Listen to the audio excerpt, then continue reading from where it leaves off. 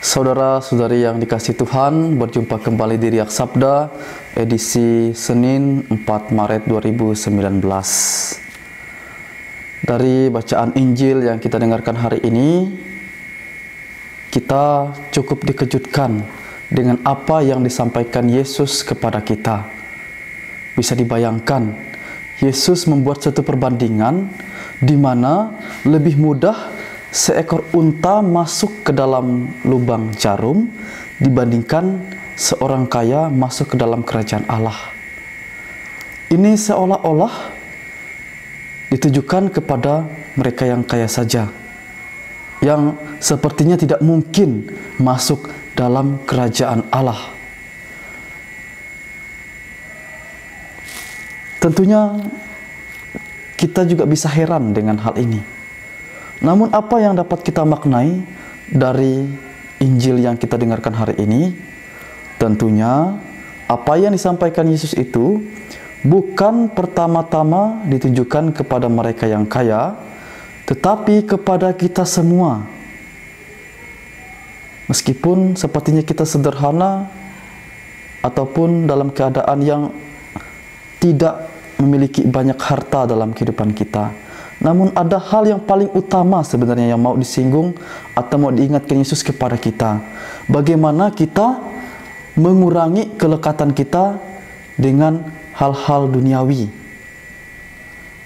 Atau dengan kata lain, bagaimana kita mengendalikan diri kita supaya segala sesuatu yang kita miliki tidak menghalangi kita dalam melaksanakan berbagai hal yang berkaitan dengan iman kita.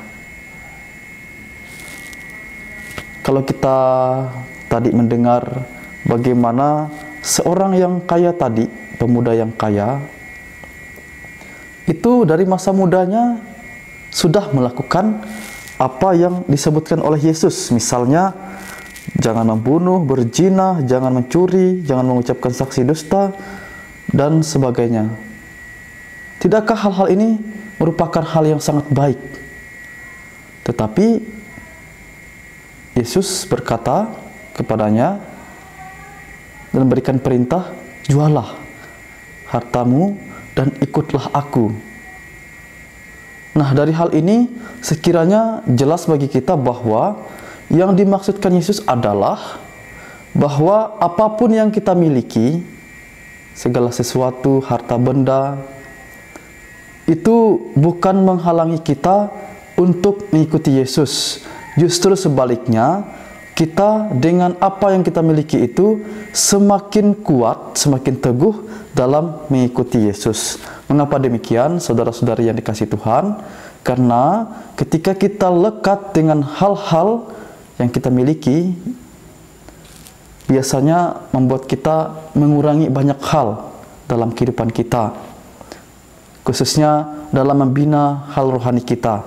Sebagai contoh, mungkin lebih banyak waktu kita untuk berbagai aktivitas yang membuat kita sibuk dengan apa yang kita miliki itu, dibandingkan kita menyisihkan sedikit waktu untuk berdoa kepada Tuhan. Lalu pada tahap berikutnya, mungkin kita juga takut rugi ketika kita diminta untuk berbagi kepada yang lain. Nah, dengan contoh seperti ini, sekiranya jelas bagi kita bahwa yang mau Yesus ingatkan kepada kita adalah kita itu tidak lekat dengan apa yang telah kita miliki, sehingga kita tidak mampu melaksanakan kewajiban kita sebagai orang beriman, dan lebih jauh lagi, kita pun juga terbuka hati untuk menolong sesama kita yang membutuhkan. Karena pada kenyataannya, kita tidak dapat menutup mata bahwa saat ini pun banyak orang kaya yang sangat berhati mulia, membantu banyak orang yang susah. Artinya apa? Berarti bukan masalah orang kaya atau tidak kaya yang menjadi sorotan Yesus, tetapi motivasi kita dalam melakukan segala sesuatu yang berkaitan dengan harta milik kita, dan juga niat baik kita, apakah kita mau berbagi atau tidak. meskipun sesuai dengan kemampuan kita masing-masing. Jadi saudara-saudari yang dikasihi Tuhan, semoga kita bisa lebih baik dari apa yang Yesus bandingkan.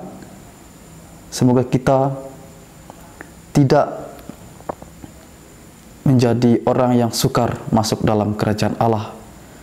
Kita berusaha bersama-sama, semoga kita dapat mengolah diri kita sehingga kita pun mampu untuk tidak lekat kepada harta duniawi, dan sekaligus juga kita mampu untuk berbuat baik kepada banyak orang sesuai dengan kemampuan kita, serta setialah kepada iman kita.